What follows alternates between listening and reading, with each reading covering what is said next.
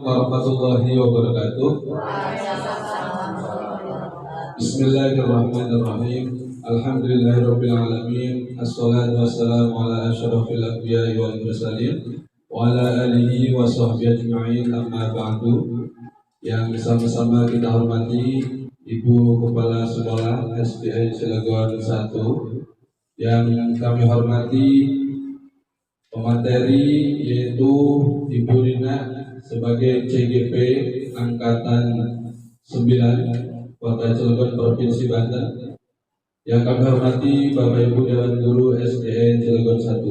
Puji syukur marilah kita panjatkan kehadirat Allah Subhanahu wa taala. Alhamdulillah, pada kesempatan pagi ini kita masih diberikan nikmat oleh Allah Subhanahu wa taala sehingga kita bisa berkumpul di tempat ini dalam rangka untuk mengikuti kegiatan diseminasi modul 1.4 budaya positif calon guru penggerak angkatan 9 Kota Cilegon Provinsi Banten.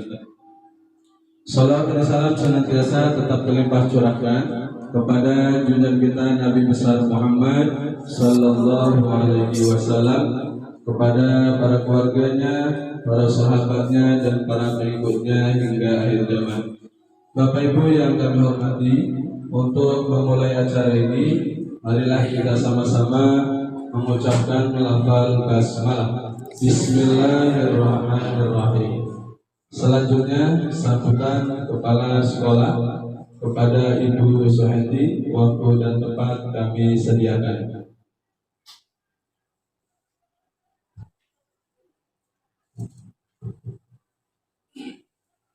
Bismillahirrahmanirrahim.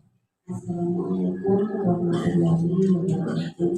Waalaikumsalam. Maaf ya suaranya sedikit serak. Alhamdulillahirabbil alamin. Wassalatu wassalamu ala asrofil anbiya'i wal mursalin wa ala alihi wa sahbihi ajma'in. Amin. Yang terhormat Ibu CGP, yaitu Ibu Rina Budiati dari SDN Cilegon 1, yang terhormat Bapak Ibu Dewan Guru SDN Cilegon 1. Pertama-tama marilah kita panjatkan puji dan syukur kehadirat Allah Subhanahu wa taala yang telah memberikan nikmat sehat kepada kita semua sehingga kita bisa berkumpul di acara diseminasi kali ini. Tak lupa pula kita limpahcurahkan salawat serta salam kepada junjungan yang besar kita Nabi Muhammad Sallallahu Alaihi Wasallam serta keluarga sahabat dan umatnya. Semoga kita semua yang hadir di ruangan ini mendapat syafaatnya di yaumil akhir kelak. Amin ya rabbal alamin. Pada kesempatan kali ini saya mengucapkan terima kasih kepada Bu Rina selaku calon guru penggerak angkatan ke-9 yang sudah melakukan diseminasi. Artinya di sini menularkan kepada kita semua apa-apa ilmu yang didapat dari pelatihan calon guru penggerak.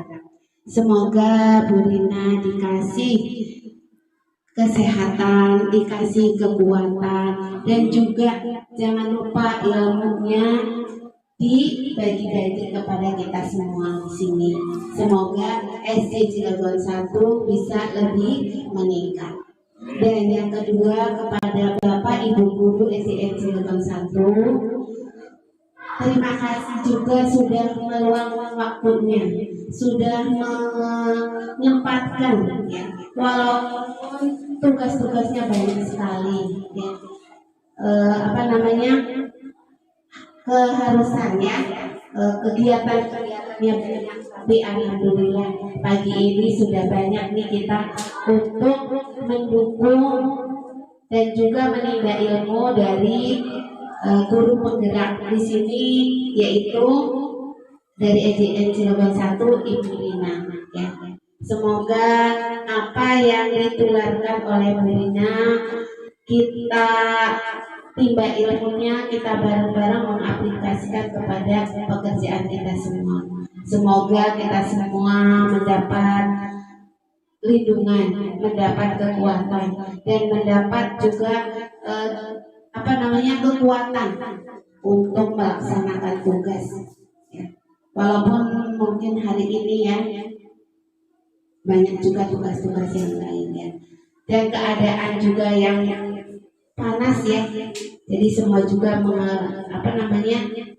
mendapat akibatnya dari cuaca yang panas. Mungkin Bapak Ibu juga tidak fit ya. Banyak sekali yang merasa badannya tidak enak karena memang cuaca yang lagi panas ya. Jadi semoga Ibu, Bapak Guru semua diberi kesehatan dan Bu Rina juga diberi kekuatan dan kita bisa melangkah dengan baik dan juga dengan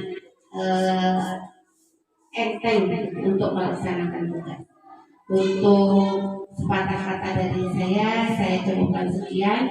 Apabila ada kata yang kurang berkenan, mohon dimaafkan. Saya akhiri, wabillahi taufiq wal hidayah. Wassalamualaikum warahmatullahi wabarakatuh.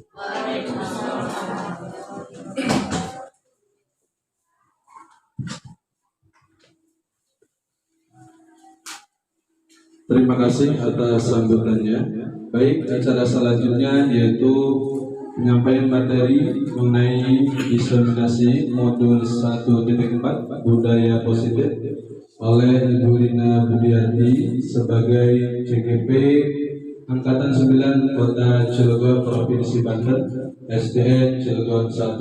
Kepada Ibu Rina Budiati, waktu dan tempat kami sediakan.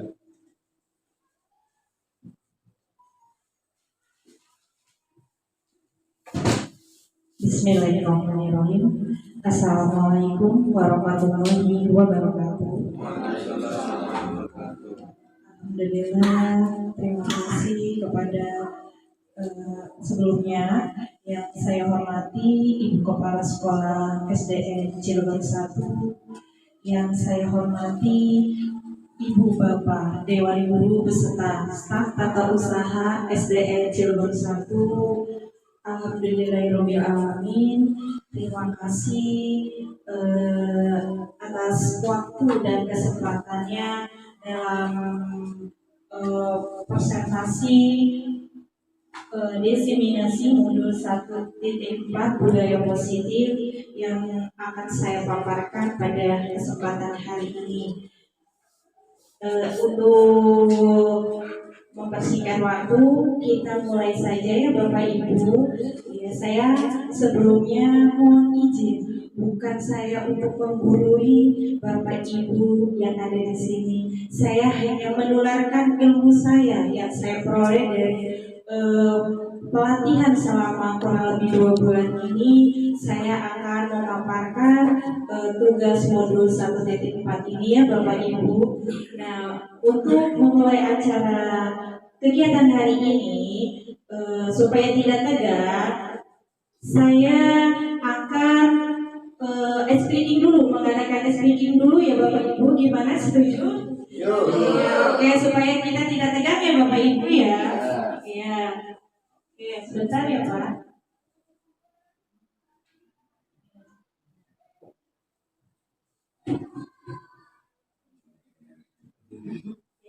Dipersilakan Bapak Ibu untuk berdiri ya.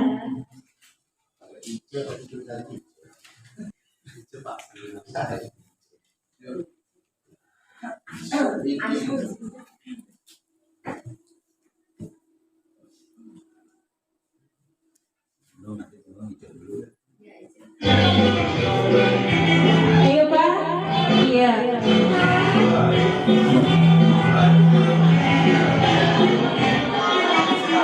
Jangan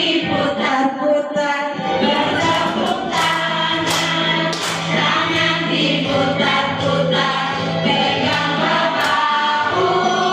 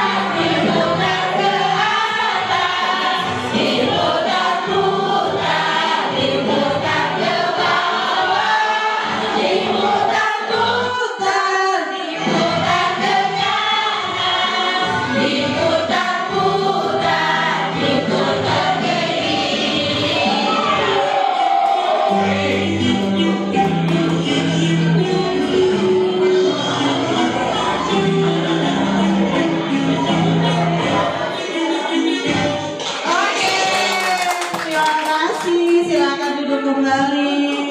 Terima kasih. Gimana Pak? Sudah tergerak?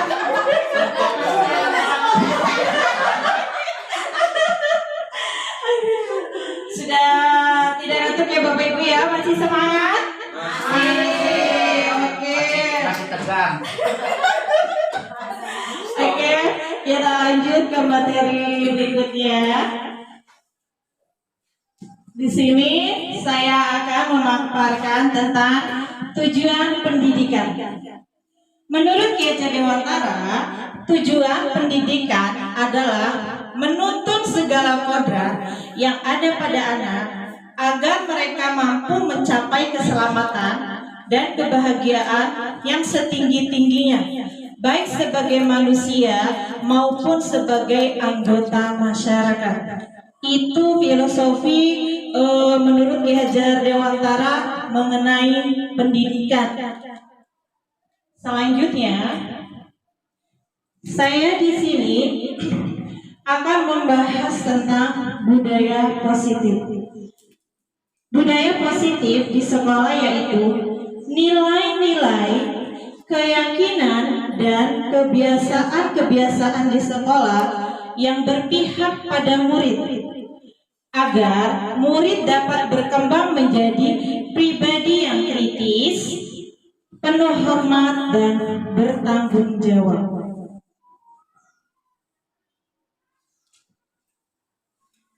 Konsep inti budaya positif yang pertama ada perubahan paradigma belajar, yang kedua ada disiplin positif, ada nilai-nilai kebajikan, kebutuhan dasar manusia, motivasi perilaku manusia, posisi kontrol guru, ada keyakinan kelas, dan segitiga restitusi.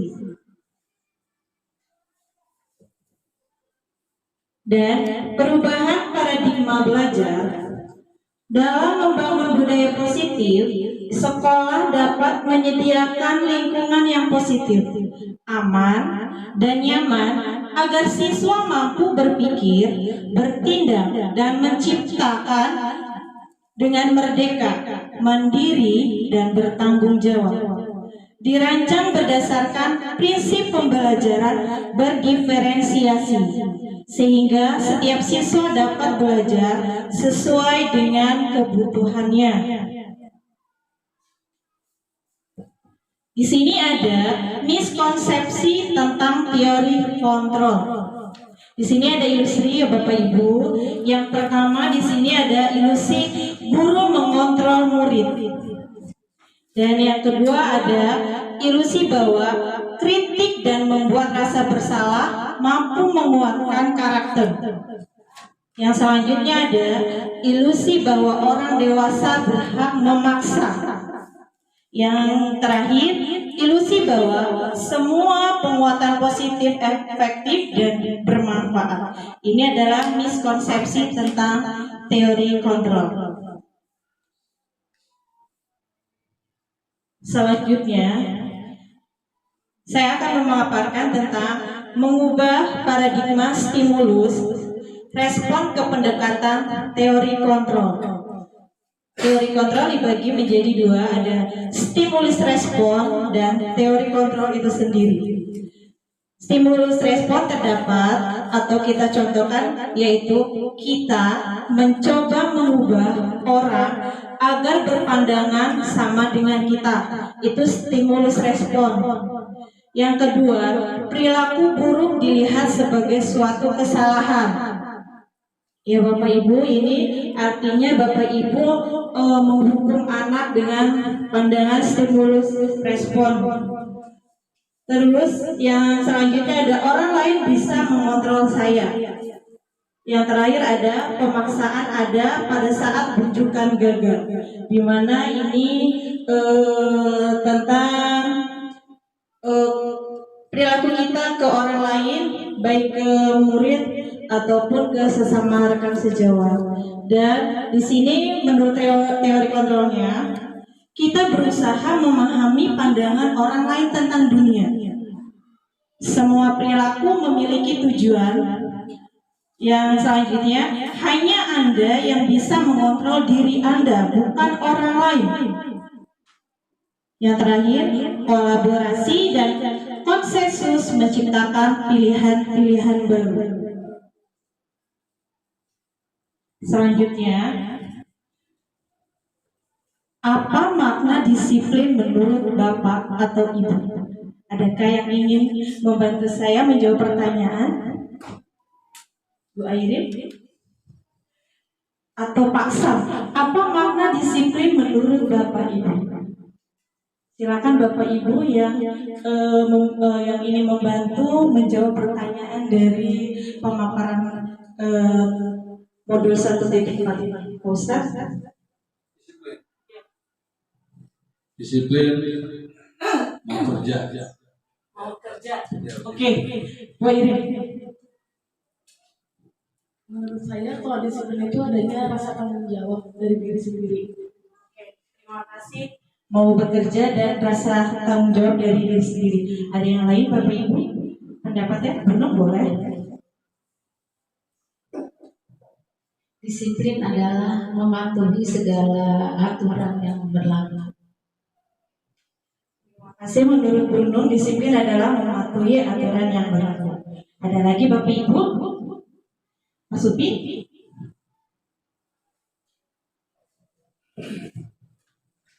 Makna disiplin sebetulnya dibuat konsep untuk mendisiplinkan diri supaya kita berperilaku dan berbuat setiap hari dan setiap saat.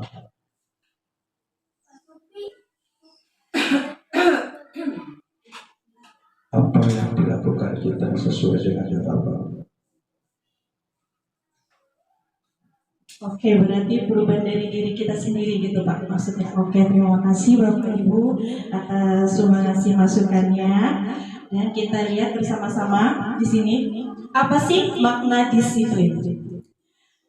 Disiplin berasal dari bahasa Latin yaitu disciplina yang artinya belajar. Makna dari kata ini berkonotasi dengan disiplin dari diri murid atau Socrates dan Plato. Yang kedua, disiplin diri membuat orang menggali potensinya menuju sebuah tujuan apa yang dia hargai. Yang ketiga, namun dalam budaya kita, makna kata disiplin telah berubah menjadi sesuatu yang dilakukan seseorang pada orang lain untuk mendapatkan kepatuhan. Yang terakhir, kecenderungan umum adalah menghubungkan kata disiplin dengan ketidaknyamanan, bukan dengan apa yang kita hargai atau mencapai suatu tujuan mulia. Di sini menurut saya makna disiplin, dan yang tadi sudah ditambahkan oleh Pak Ustadz dan Bu Airin juga termasuk dengan Bu Nur dan Pak Supri juga itu dari makna disiplin juga. Dan selanjutnya, disiplin adalah kemampuan memerintah diri dalam mengontrol dan menguasai diri untuk memilih tindakan yang mengacu pada nilai-nilai yang kita hargai dengan penuh tanggung jawab tanpa diperintah atau terperintah oleh orang lain. Jadi dengan tadi yang disebutkan Bu Airin itu bertanggung jawab atas dirinya sendiri atau kesadaran pada diri sendiri tanpa paksaan dari orang lain. Itu makna disiplin ya Bapak Ibu. Selanjutnya di sini ada disiplin positif. Nah, disiplin ini berkaitan dengan rasa tanggung jawab juga terhadap apa yang dilakukannya berdasarkan nilai-nilai dan keyakinan atau nilai-nilai yang diyakini. Disiplin diri mengacu pada kemampuan seseorang untuk mengontrol perilakunya dalam kesadaran dan bertanggung jawab atas tindakannya sebagai wujud menghormati diri sendiri dan orang lain. Sebagai pendidik, tujuan kita adalah menuntun peserta didik untuk memiliki disiplin diri sehingga mereka bisa berperilaku yang mengacu pada nilai-nilai kebajikan universal dan memiliki motivasi internal bukan eksternal. Jadi makna disiplin ini tertanam dari kita sebagai pendidik ya Bapak Ibu, baru kita tuangkan ke anak didik kita. Di sini ada nilai-nilai kebajikan. Nilai-nilai kebajikan yang disepakati bersama lepas dari suku bangsa, agama maupun latar belakang. Menurut profil pelajar Pancasila, yaitu pertama, beriman bertakwa kepada Tuhan Yang Maha Esa dan berakhlak mulia. Dimensinya yang pertama itu, yang kedua ada mandiri, yang ketiga ada bernalar kritis, yang keempat ada berkebinekaan global, yang kelima ada bergotong royong, dan terakhir ada kreatif. Dan menurut Ibu Primary Years Program atau PYP, toleransi, ada rasa hormat, ada integritas, mandiri, menghargai, antusias, empati, keingintahuan, kreativitas, kerjasama, percaya diri, dan komitmen. Yang terakhir dari The Seven Essential Virtues, di sini ada empati, suara hati, kontrol diri, rasa hormat, kebajikan, toleransi, dan keadilan. Kebutuhan dasar manusia. Kebutuhan dasar manusia adalah segala sesuatu yang kita lakukan untuk mendapatkan apa yang kita inginkan. Seluruh tindakan yang kita lakukan memiliki tujuan tertentu dan semua usaha terbaik yang kita lakukan adalah dalam rangka agar kebutuhan dasar kita terpenuhi dengan baik. Selanjutnya di sini saya mempresentasikan 5 kebutuhan dasar manusia.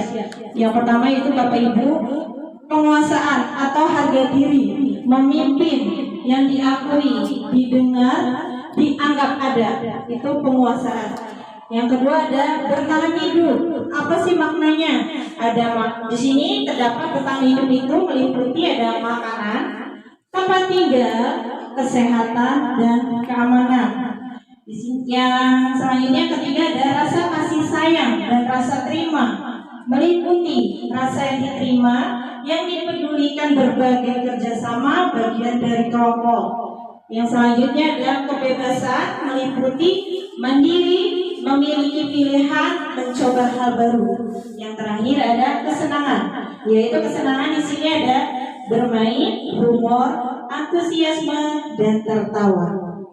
Itu 5 kebutuhan dasar manusia. Dan di sini ada motivasi perilaku manusia terdiri atas 2 bagian, ada eksternal dan internal. Eksternal meliputi untuk menghindari ketidaknyamanan atau hukuman apa yang akan terjadi apabila saya tidak melakukannya. Yang kedua, untuk mendapatkan imbalan atau penghargaan dari orang lain, apa yang akan saya dapatkan apabila saya melakukannya. Itu eksternal, motivasi perilaku yang termasuk ke dalam motivasi eksternal. Dan yang internal mengacu pada untuk menjadi orang yang mereka inginkan dan menghargai diri sendiri dengan nilai-nilai yang mereka percaya. Saya akan menjadi seorang seperti apa bila saya melakukannya. Ya Bapak Ibu. Dan di sini ada refleksi. Sebagai seorang guru, saat Bapak atau Ibu hadir mengajar di kelas tepat waktu, motivasi apakah yang mendasari tindakan Bapak atau Ibu? Apakah Bapak atau Ibu datang tepat waktu karena tidak ingin ditegur oleh atasan Bapak Ibu dan kemudian mendapatkan surat peringatan atau menghindari ketidaknyamanan hukuman, atau Bapak Ibu ingin mendapatkan pujaan atau pujian dari atasan Bapak Ibu atau penghargaan dari orang lain, atau Bapak Ibu ingin menjadi orang yang menghargai waktu. Tindakan Bapak Ibu sebagai guru akan dicontoh oleh murid-murid Bapak Ibu karena Bapak Ibu percaya. Manakah motivasi yang paling kuat mendasari tindakan Bapak Ibu?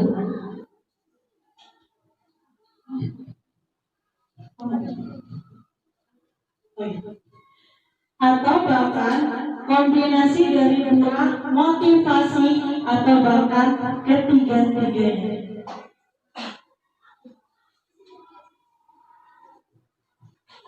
Yang selanjutnya di sini ada contoh studi kasus ya Bapak Ibu. Di sini Iva kurang menguasai pelajaran matematika, sehingga pada saat pelajaran tersebut berlangsung, dia lebih banyak berdiam diri atau menggambar di buku pelajarannya.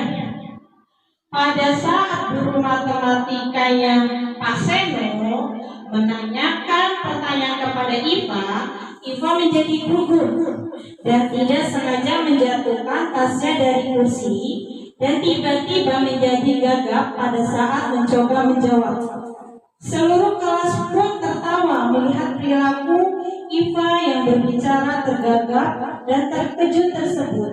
Pak Seno pada saat itu membiarkan teman-teman Iva mentertawakan Iva yang tergagap dan malu yang luar biasa, dan malah meminta Iva untuk maju ke depan dan berdiri di depan kelas sambil menunjuk hidungnya karena tidak bisa menjawab pertanyaan Pak Seno. Kelas semakin gaduh dan anak-anak pun tertawa melihat Iva di depan kelas memegang hidungnya. Sudah bisa dipahami Bapak Ibu, sudah bisa dibayangkan ya. Ini salah satu hukuman atau refleksi, contoh refleksi terhadap murid salah satu bernama Iva dan Pak Guru bernama Pak Seno, guru matematika. Tadi kasusnya.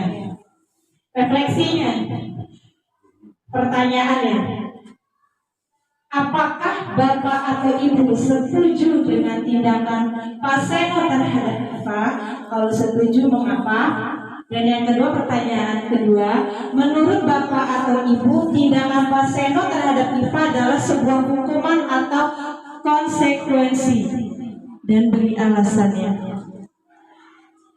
Bapak Ibu, silakan yang ingin menjawab pertanyaan dari studi kasus tersebut. Pak Sam? Apakah Bapak atau Ibu setuju dengan tindakan Pak Seno terhadap Iva? Pak?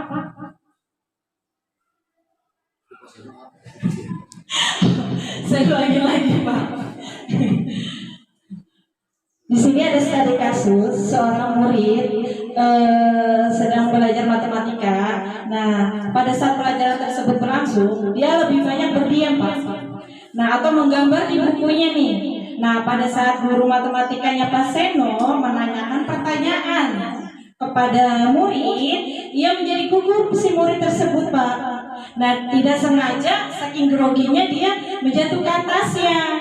Gitu. Terus tiba-tiba dia menjadi gagap saat menjawab pertanyaan yang diberikan oleh bapak gurunya, dan seluruh teman-temannya pun menertawakan Iva, Pak. Kronologinya seperti itu.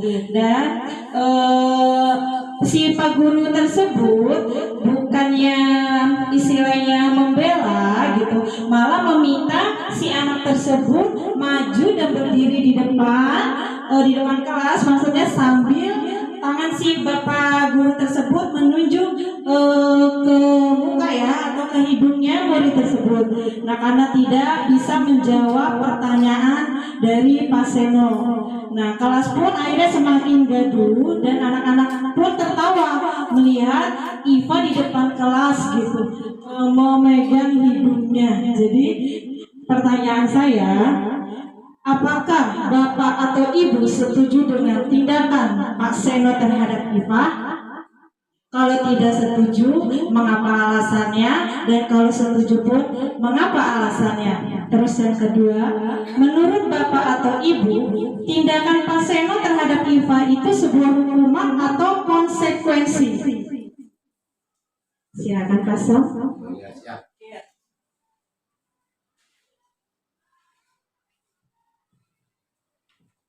Bismillahirrahmanirrahim. Atas pertanyaan apakah Bapak atau Ibu setuju dengan tindakan Pak Seno, secara pribadi saya tidak setuju. Kenapa tidak setuju? Dari ilustrasi tadi dikatakan bahwa yang namanya Iva memang tidak suka dengan pelajaran matematika. Artinya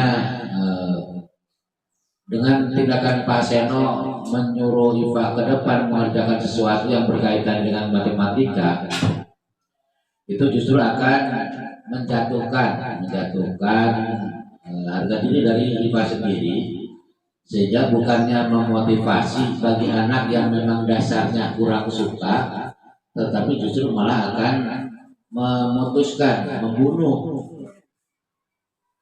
hobi dari kesukaan dari Iva tersebut. Kemudian apakah itu hukuman atau konsekuensi? Saya pikir karena itu mungkin dari Pak Seno sendiri memperlakukan Iva seperti itu adalah bentuk untuk mempermalukan Iva, sehingga ada kesan bahwa itu merupakan suatu hukuman. Itu saja, terima kasih. Terima kasih Pak Sam atas jawabannya. Ya betul ya Bapak Ibu. Di situ tadi studi kasusnya, apakah Bapak Ibu setuju dengan tindakan Pak Seno terhadap Iva?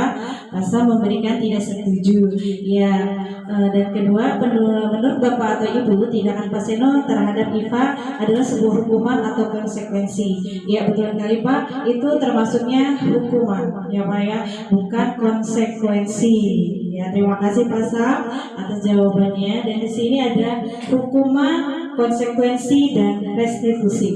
Hukuman di sini ada sesuatu yang menyakitkan Pak, seperti Pak Seno tadi ya Pak ya, harus terjadi. Terus tidak nyaman, anak itu tidak nyaman ya Pak ya, gitu untuk murid atau anak dalam jangka waktu panjang. Jadi di mindsetnya anak tersebut pasti akan mengingat kejadian hari itu.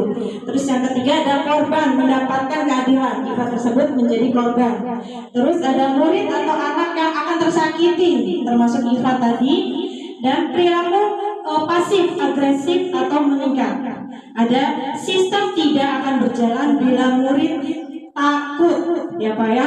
Atau di sini ada selanjutnya ada konsekuensi. Konsekuensi itu sesuatu harus terjadi. Keduanya tidak nyaman untuk murid atau anak untuk jangka waktu atau pendek. Korban bisa dilibatkan.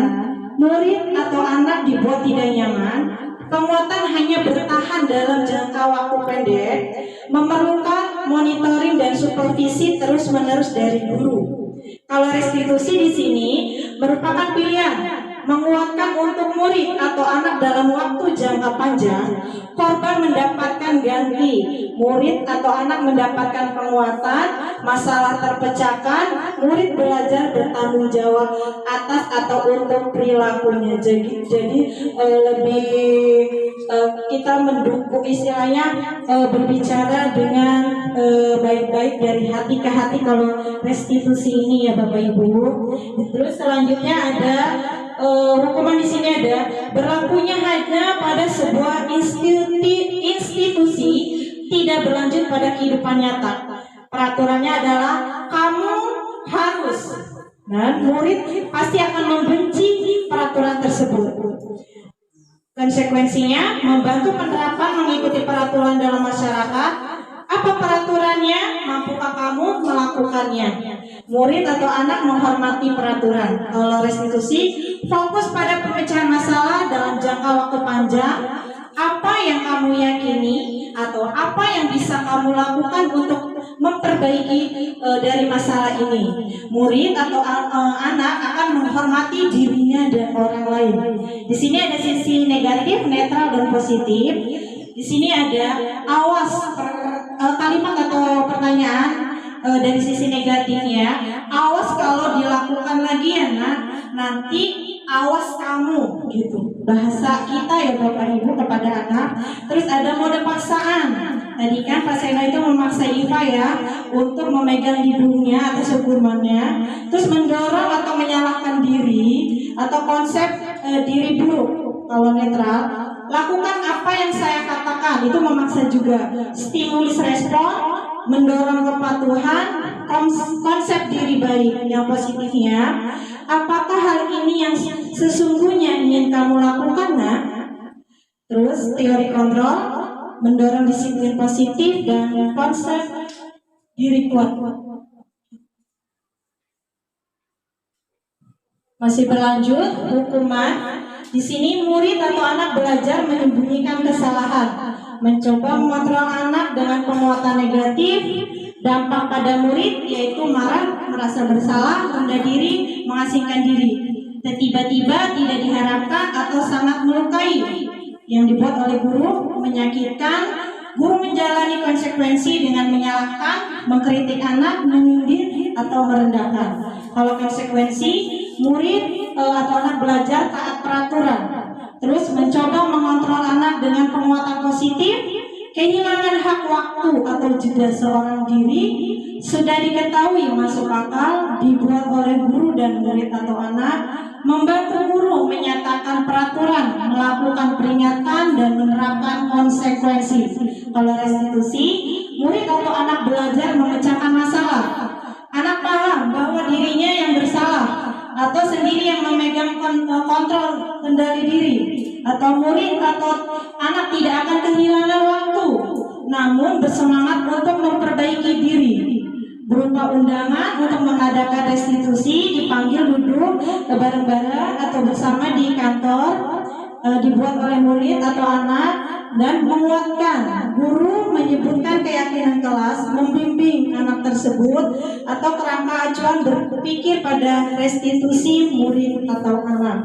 Selanjutnya di sini ada hukuman, konsekuensi, dan restitusi. Hukuman tidak terencana Pak, Bu, tiba-tiba bersifat satu arah. Murid tidak dilibatkan, berupa hukuman fisik atau psikis. Kalau konsekuensi, guru selalu memonitor murid. Terencana, disepakati sesuai peraturan yang ada di kelas. Murid tetap dibuat tidak nyaman.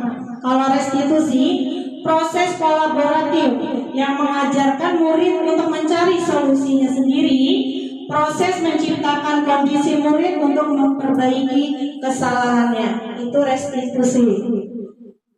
Selanjutnya, di sini ada pertanyaan Bapak Ibu.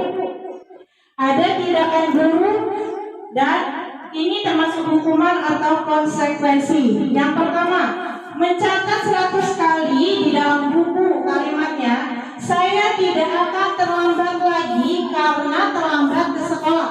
Termasuk apa ya Bapak Ibu, hukuman atau konsekuensi? Konsekuensi, oke. Yang kedua, lari mengelilingi lapangan basket 2 kali karena terlambat hadir di sekolah. Hukuman, oke. Murid diminta untuk push up 15 kali tidak menggunakan masker ke sekolah. Hukuman, mengganti kertas tugas teman yang telah dicoret-coret. Konsekuensi, membersihkan tumpahan air di meja tulis karena tersenggol pada saat belajar.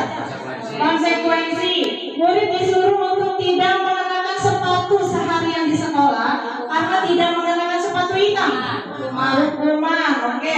Lari mengelilingi lapangan basket 2 kali karena terlambat 10 menit untuk pelajaran PJOK. Hukuman, mari kita lihat jawabannya. Konsekuensi, Pak. Yuk, kita lihat. Mencatat, oke, hukuman. Mengelilingi basket, hukuman. Murid diminta untuk push up, hukuman. Menggantikan kelas, oke, betul. Konsekuensi, membersihkan tumpahan air, konsekuensi. Murid disuruh untuk tidak mengenakan sepatu, itu hukuman. Dan lari mengelilingi lapangan basket 2 kali karena terlambat 10 menit untuk pelajaran PJOK. Ini anaknya sendiri, Pak. Konsekuensi, bukan gurunya yang meminta, anaknya. Jadi konsekuensi. Ya, selanjutnya hukuman di sini, Pak. Perbedaan hukuman dan konsekuensi ya Bapak Ibu. Hukuman, sesuatu yang menyakitkan harus terjadi, membuat anak sakit dalam jangka waktu lama, anak membenci kedisiplinan akhirnya, dan ada paksaan, mendorong anak menyakiti diri sendiri, konsep diri yang buruk, anak belajar untuk menyembunyikan kesalahan, marah, merasa bersalah, dipermalukan, merasa tak dihargai. Kalau konsekuensi, sesuatu yang harus terjadi, membuat anak merasa tidak nyaman dalam jangka waktu pendek, anak menghargai disiplin, stimulus tanggapan, mendorong anak agar mudah menyesuaikan diri, konsep diri yang baik, anak belajar untuk mematuhi peraturan, kehilangan hak dibuat tidak nyaman atau diasingkan untuk sementara. Itu perbedaan hukuman dan konsekuensi ya Bapak Ibu. Di sini saya paparkan 5 posisi kontrol guru. Penghukum. Ini penjelasannya Bapak Ibu. Saya jelaskan satu persatu. 5 posisi itu ada penghukum, pembuat rasa bersalah, ada posisi teman, ada pemantau dan manajer. Saya akan memaparkan penghukum. Penghukum itu kita seorang penghukum, istilahnya guru ya Bu, yang menghukum murid itu maksudnya di sini diartikan seorang penghukum bisa menggunakan hukuman fisik maupun verbal dan membuat rasa bersalah. Suara lembut membuat orang lain merasa tidak nyaman, bersalah atau rendah diri. Dengan pertanyaan-pertanyaan maksudnya rasa bersalah itu kita ngomongnya lembut tapi dalam menyakitkan anak ya, Pak ya. Posisi teman, kita sebagai posisi teman nih dikala ada murid Bapak Ibu yang istilahnya melakukan suatu kesalahan. Di sini posisi teman tidak menyakiti ya Bapak Ibu, tidak menyakiti murid, namun akan tetap mengontrol murid melalui persuasi, bisa berdampak negatif ataupun positif, menggunakan hubungan baik dan humor untuk mempengaruhi seseorang. Kalau pemantau mengacu pada peraturan dan konsekuensi, dengan menggunakan sanksi atau konsekuensi kita dapat memisahkan hubungan pribadi kita dengan murid. Manajer itu berbuat sesuatu bersama dengan murid, mempersilahkan murid mempertanggungjawabkan perilakunya, mendukung murid agar dapat menemukan solusi atas permasalahannya sendiri, berkolaborasi dengan murid untuk memperbaiki kesalahan yang ada. Itulah tadi 5 posisi kontrol guru, dan saya sudah memaparkannya. Dan ini video, salah satu video teori kontrol, bisa disaksikan bersama-sama.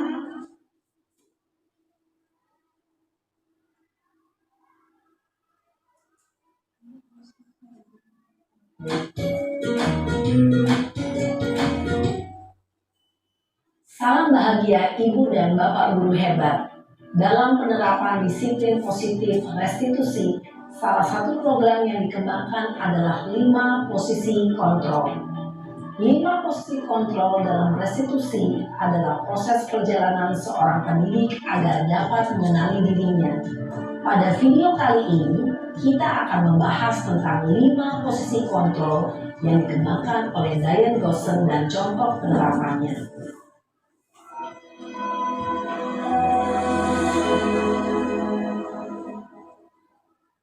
5 posisi kontrol itu adalah 1. Posisi penghukum, 2. Posisi pembuat merasa bersalah, 3. Posisi teman, 4. Posisi pemantau atau monitor, dan 5. Posisi manajer.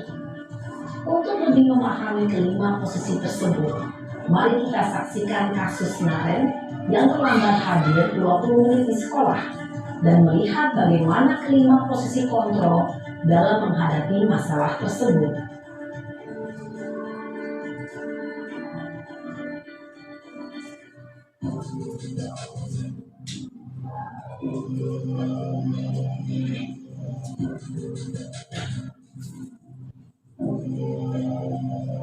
Naren! Sini kamu! Selamat pagi, Bu. Selalu terlambat. Kamu deh, pasti terlambat. Maaf, Bu. Saya Apa? Apa coba? Alasan kamu apa lagi? Kapan sih kamu tidak terlambat? Malas sekali ya kamu jadi anak. saya Dasar pemalas. Gak kapok-kapok sih kamu. Sudah berapa kali terlambat? Sana, kamu keliling lapangan basket 2 kali. kenapa saya harus keliling lapangan basket, Bu? Kenapa? Kamu melawan ibu? Berani-beraninya jawab. Sudah terlambat, masih berani jawab pula. Sekarang, keliling lapangan basket 5 kali sekalian. Biar kapok. Cepat. Pergi sana ke lapangan basket. Posisi penghukum biasanya berbicara dengan nada tinggi, menghardik, menunjuk-nunjuk, menyakiti, dan menyindir. Hukuman bisa berupa fisik maupun psikis. Ibu dan bapak guru hebat. Dampak yang terjadi pada murid ketika guru berada pada posisi penghukum adalah murid cenderung akan memberontak, bahkan menyimpan dendam.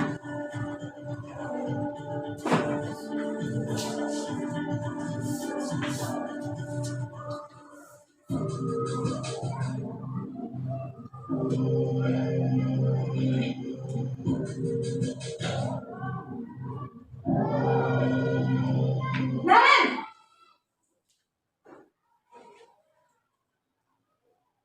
Selamat pagi, Bu. Naren. Kamu kenapa terlambat lagi, nak? Ya Tuhan, Naren. Kamu senang ya bikin ibu susah ya?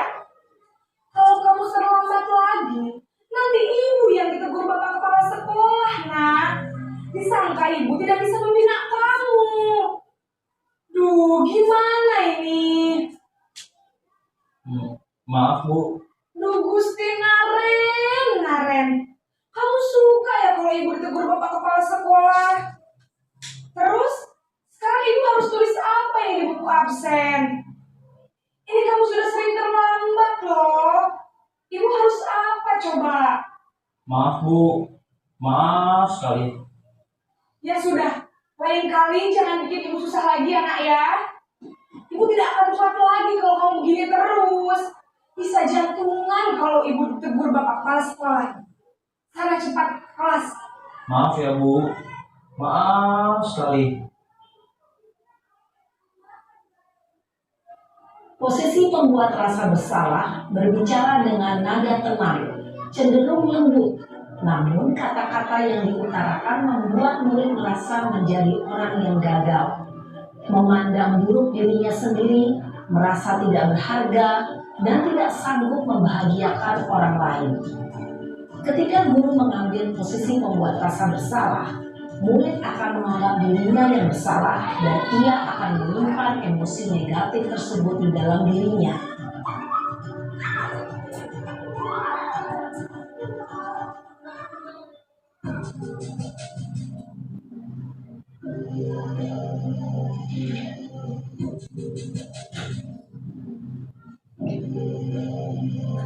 Naren!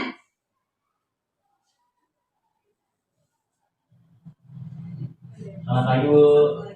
Wah, sudah jam berapa ini nak? Terlambat lagi ya sayang. Iya Bu, habis ibu saya lupa bangunkan saya Bu. Kamu malah menyalahkan ibu kamu. Kamu bukannya anak yang larinya paling kencang. Kok terlambat sih? Iya Bu, saya memang terlambat bangun tadi. Jadi biarpun saya lari kencang, tetap gak kekejar Bu. Ya sudah sana. Nanti lain kali larinya lebih kencang lagi ya. Biar gak terlambat lagi. Bikin senang ibu. Demi ibu. Bisa kan? Bisa lah Bu. Ya sudah sana masuk kelas. Ibu beresin urusan absen kamu. Kamu ini ada-ada saja. Dalam posisi teman, guru berbicara dengan nada suara ramah, akrab, cenderung bersenda gurau untuk menjaga suasana tetap santai. Murid akan merasa senang, aman, dan akrab dengan guru. Identitas yang tercipta adalah identitas sukses atau berhasil. Namun, perlu diingat, karena ini masih dorongan eksternal, maka ada faktor ketergantungan dari murid kepada orang tertentu. Di sini guru absennya, sehingga di lain waktu murid bisa berperilaku baik, namun hanya kepada orang-orang tertentu saja.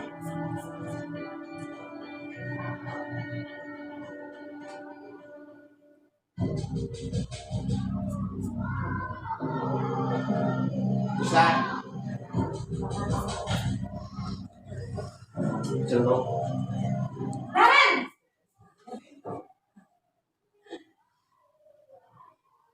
Selamat pagi Bu. Naren, apa peraturan sekolah kita tentang jam berapa kita harus masuk sekolah, nak? Kita harus di sekolah jam 7 Bu. Iya betul, sekarang sudah jam 7.20. Naren sudah tahu konsekuensinya jika terlambat hadir. Paham Bu, saya harus tinggal kelas pas jam istirahat selama 20 menit. Iya benar, konsekuensinya demikian. Jadi nanti jam 9.30 pas istirahat, kamu harus tinggal di kelas, kerjakan tugas tambahan untuk ketertinggalan kamu, ya? Baik Bu.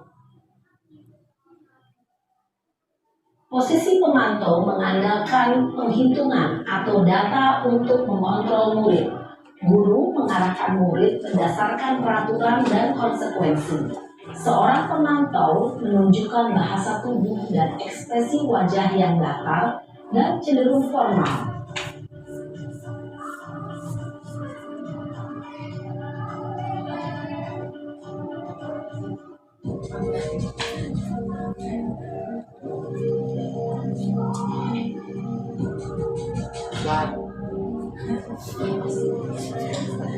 Naren!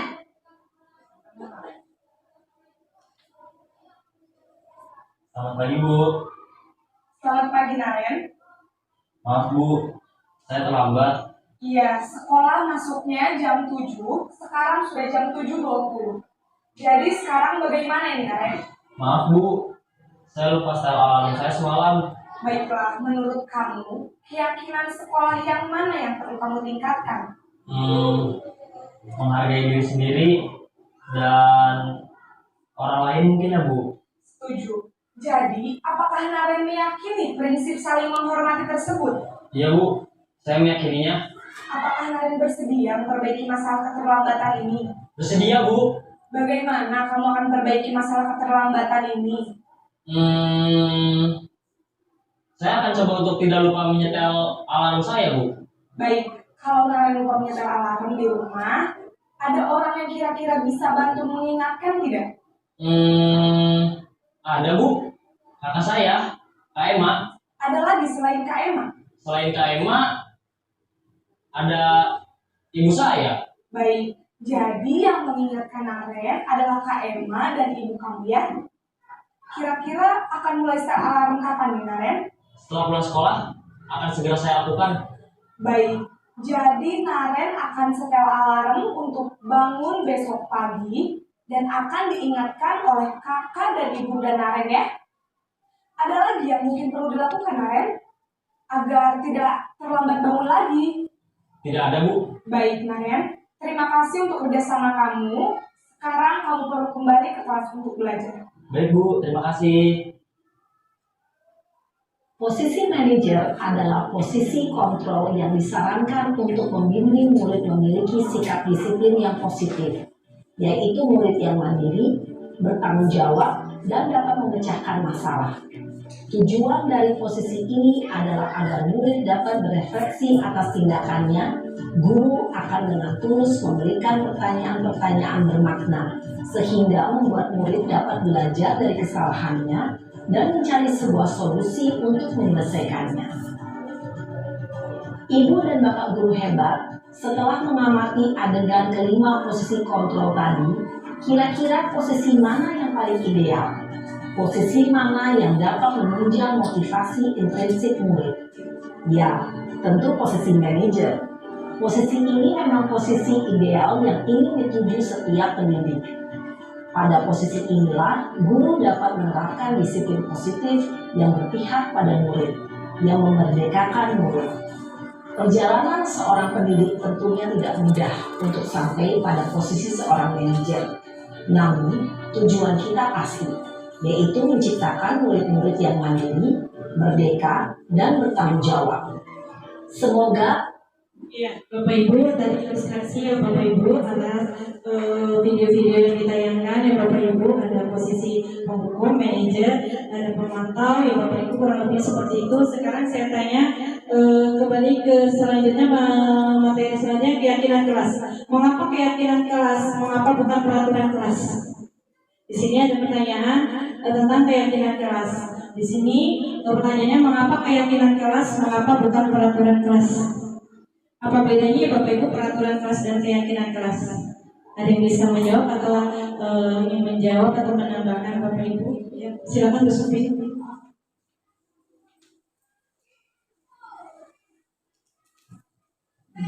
Keyakinan kelas dan peraturan kelas ya.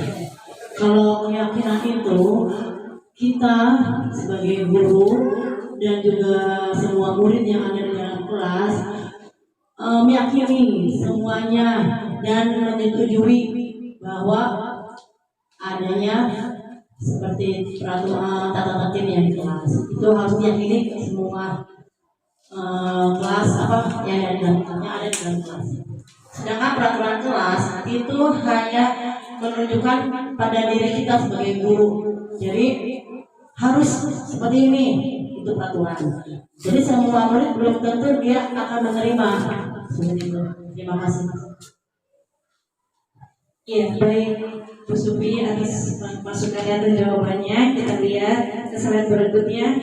Nah, mengapa tidak peraturan saja? Mengapa harus keyakinan kelas? Di sini sudah dijabarkan ya Bapak Ibu. Mengapa kita memiliki peraturan harus menggunakan helm, misalkan dalam mengendarai kendaraan roda 2, gitu kan? Mengapa kita memiliki peraturan 3M, menggunakan masker dan selanjutnya? Di sini ada budaya positif, ada lingkungan positif, keyakinan kelas dan peraturan kelas. Di sini ada kegiatan pendalaman keyakinan kelas mengenai tabel T dan Y. Nah, di sini ada hormat, bekerja, diterima dan dimiliki. Kalau tabel T-nya, hormat itu bentuknya seperti ini, ada terdengar, terlihat, berperilaku. Bentuknya agak sebelah kiri besar, sebelah kanan kecil ya Bapak Ibu, jadi tidak seimbang.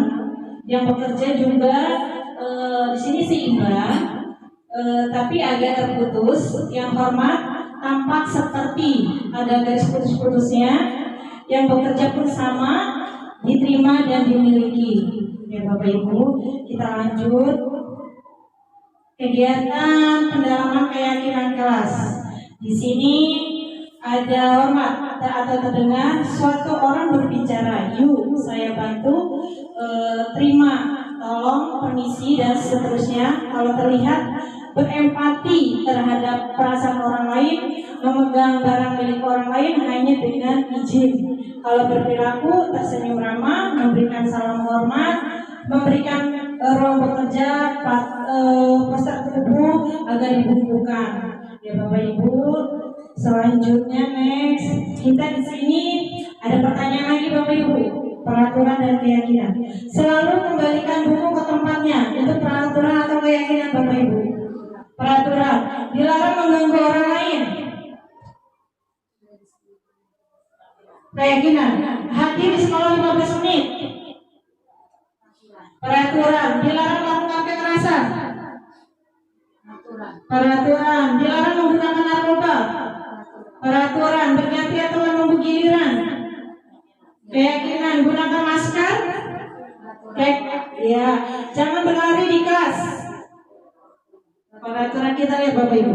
Di sini selalu kembalikan itu tanggung jawab keyakinan kelasnya, menghormati orang lain, keyakinan kelas, menghormati orang lain, berkomitmen, dilarang melakukan kekerasan. Di sini peraturan artinya keselamatan, menghormati orang lain ya Bapak Ibu ya. Bisa dilihat naik.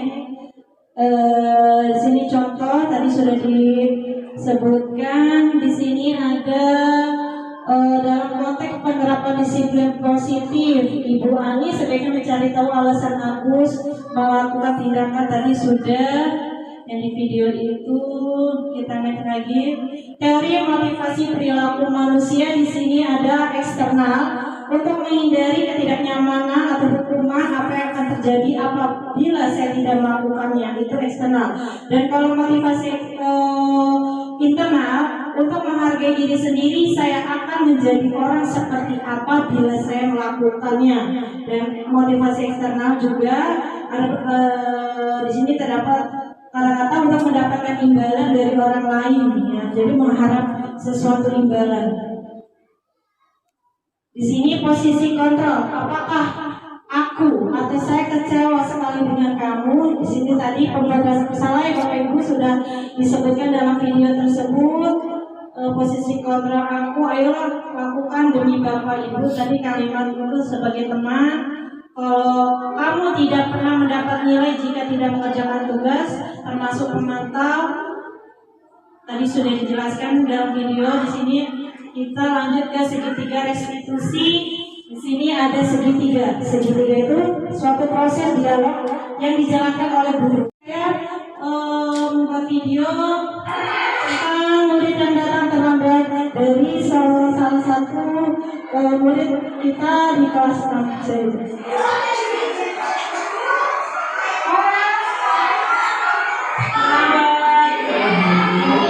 Menurut kamu sudah berapa kali udah terlambat? Sudah 3 kali. Sering terlambat itu sesuatu kesalahan bukan sih? Iya, baik ya.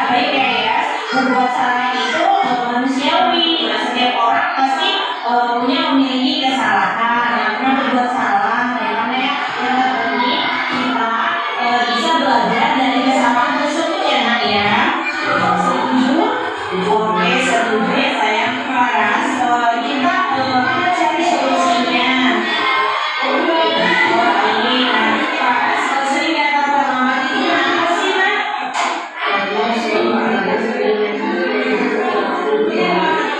Kurang tidur, baik. Nah, menurut kamu, menurut keyakinan kelas yang sudah dibuat, keyakinan apa yang sudah kamu langgar? Kedisiplinan. Baik, menurut kamu disiplin itu perlu tidak sih Nak? Perlu. Nah, kenapa? Nah, ini sebagai contoh ilustrasi Bapak Ibu tentang murid terlambat yang saya ambil gambarannya dari murid salah satu siswa di kelas 6. Saya mengambil di sini posisi manajerial. Bapak Ibu, saya menanyakan kepada murid tersebut sebagai manajer bukan sebagai penghukum atau pemantau. Dan selanjutnya di sini ada contoh penerapan segitiga restitusi. Murid yang tidak terima PR dicontek oleh temannya.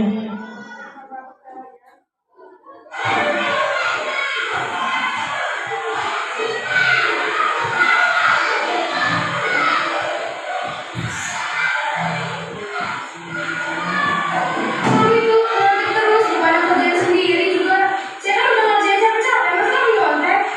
Ya, katanya kamu kasihan dengan teman kamu. Kenapa kamu kesel sayang? Karena jadi harus mencontohkan seperti saya kalau yang bersalah, tapi tugas PR juga dia bersalah. Oh begitu, wajar lah jika kamu marah, jika ibu ada di posisi kamu, ibu juga akan melakukan hal itu. Lalu apa yang kamu lakukan? Ya Bapak Ibu, ada yang tahu ini saya sebagai guru yang berperan sebagai pemantau, pengurus, teman atau manajer dalam video ini. Wah ini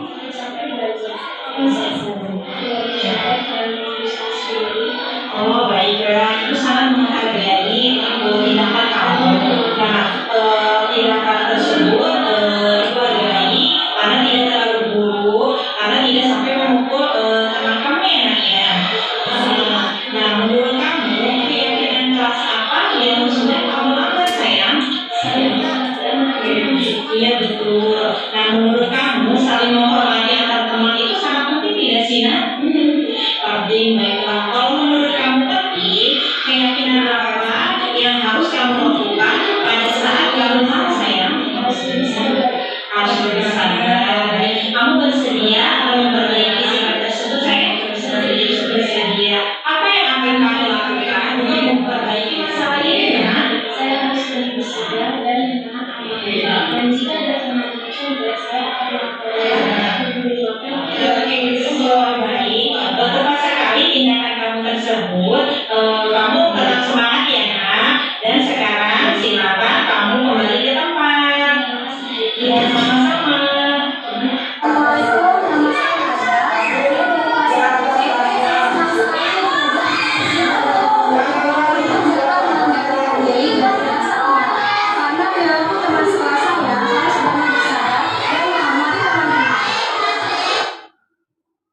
Oke, dan bisa menjawab.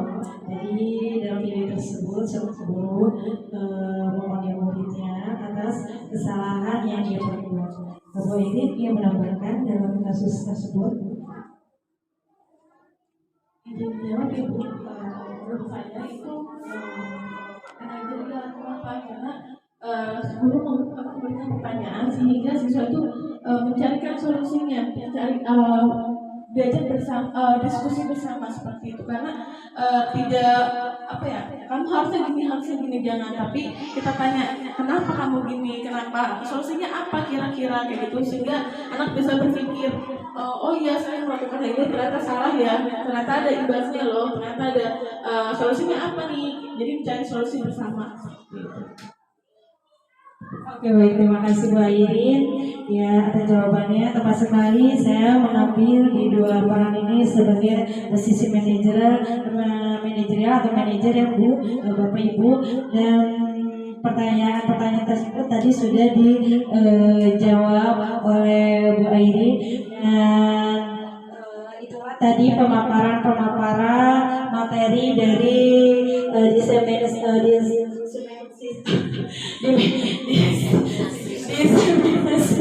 jadi grogi. Modul 1.4 budaya positif ya. Alhamdulillah pada hari ini saya telah paparkan kepada Bapak Ibu. Semoga ilmu-ilmu yang saya berikan atau saya istilahnya saya beri pada hari ini semoga bermanfaat untuk kita semua. Amin ya rabbal alamin. Dan saya mengucapkan banyak-banyak terima kasih kepada Ibu Kepala Sekolah dan Bapak Ibu Dewan Guru atas kesempatan waktunya yang telah mendukung saya dalam acara kegiatan pada hari ini. Terima kasih saya ucapkan dan kurang lebihnya saya mohon maaf. Wabillahi taufiq wal hidayah. Wassalamualaikum warahmatullahi wabarakatuh. Dan saya serahkan kepada moderator Pak Ustaz.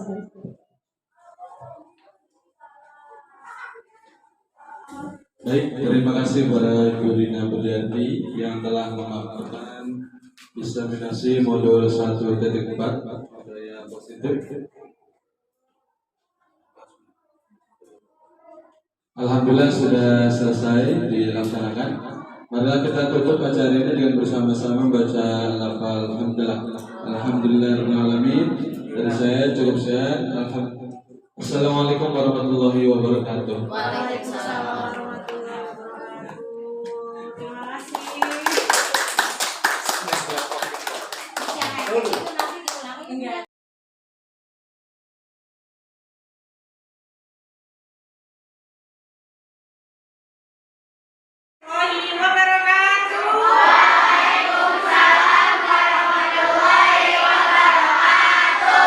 Apa kabar hari ini, nak? Alhamdulillah.